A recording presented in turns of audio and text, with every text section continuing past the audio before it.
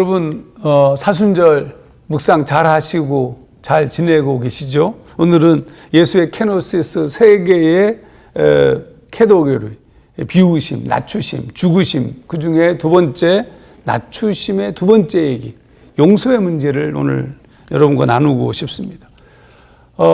베드로가 예수님께 나와서 이런 물음을 던진 적이 있습니다. 주여, 형제가 내게 죄를 범하면 몇 번이나 용서하여 주리이까? 7번까지 하오리이까? 마태복음 18장 21절. 사실 이게 우리가 좋아하는 어떤 질문 방식이죠. 근데 주님께서 이 질문에 대해서 더 구체적으로 용서할 횟수를 제시하셨습니다. 7번뿐 아니라 7번을 70번까지라도 이렇게 얘기합니다. 숫자로 얘기하면 490번입니다. 이게 사실 불가능한 숫자죠. 우리가 나에게 치명적 잘못을 범한 자에게 490번 용서할 수 있습니까? 이건 불가능한 얘기입니다. 주님께서 약간은 이 과장된 표현으로 이런 이야기를 꺼내셨는데, 사실 이것에 대한 설명으로 등장한 어떤 그림 같은 이야기가 1만 달란트 빚진 자 이야기입니다. 490번 용서하는 것과 이것보다 더 강력한 얘기인데, 그 1만 달란트라는 것은 그 당시로서는 갚을 수 없는 돈입니다. 엄청난 액수예요. 이걸 굳이 환산하게 되면 제가 하는 방식으로 환산해 봤더니 한 6조 원 정도 엄청난 액수입니다. 이 말은 근데 이거 갚아야 돼요. 왜냐하면 내 빚을 진 거니까. 그런데 갚을 수가 없어. 갚을 길이 없어요. 이게 그러니까 비유죠.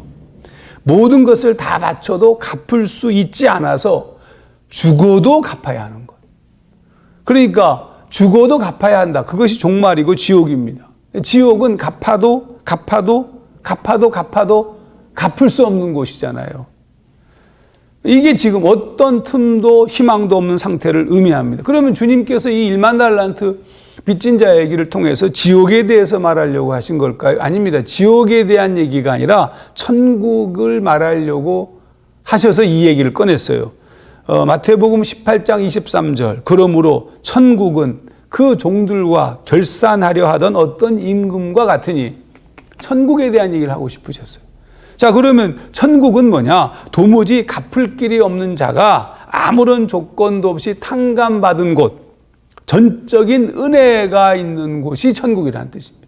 우리가 천국에 가는 조건이 뭔지 아십니까?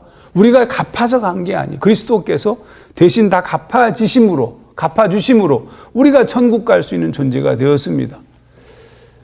그러니까 이제 이 놀라운 이 천국의 이 엄청난 감격을 가지고 이 세상을 살아가는 것이 크리스찬이에요. 자, 그런데 이 1만 달란트 탕감받은 종이 자신에게 100데나리온 빚진 자를 만났습니다. 100데나리온은 한 100일, 한 데나리온이 하루 품삯이니까 100일 정도의 품삯. 그것도 뭐 만만치 않은 돈이지만 1만 달란트와는 비교할 수 없는 액수입니다. 그런데 그에게 갚으라고 그러는 거예요. 그러면서 좀 참아달라고 얘기하는데 뭐라고 얘기하냐면 그냥 갚으라고 얘기하고 그냥 옥에 가둬버려요. 법대로 처리한 겁니다. 그에게는 그가 탕감받은 것 같은 주님의 마음이 없었습니다. 불쌍히 여김도 없었고 긍휼히 여김도 없었습니다. 그가 만난 지옥의 상황을 만들어 버렸어요. 하나님은 지금 천국에 대한 얘기를 하고 있는데 지옥을 만들었어요. 그 지옥의 이름은 법대로예요. 법대로. 우리는 법대로 사는 사람들이 아닙니다. 우리는 은혜로 사는 사람들입니다. 그 은혜로 사는 방법이 뭐냐? 그게 용서입니다. 용서. 분명 그 종이 1만 달란트 탕감받은 것은 그가 도무지 할 수 없는 일이었습니다. 반면에 100데나리온 빚진 동료를 탕감하고 갚을 때까지 기다리는 것은 할 수 있는 일이었습니다.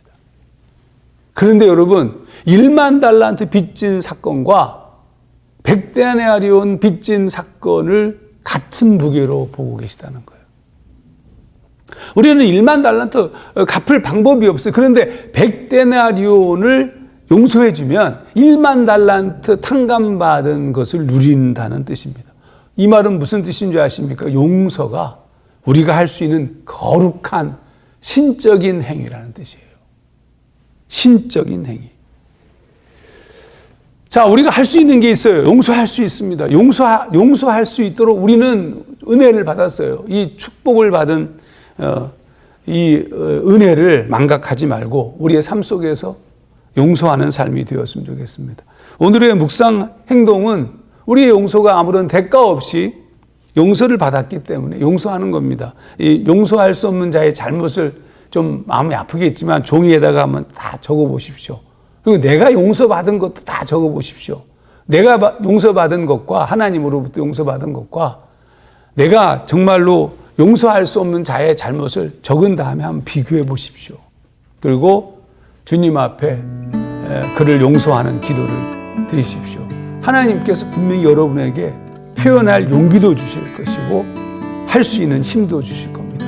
우리가 용서하는 것은 하나님이 우리를 용서하셨기 때문입니다.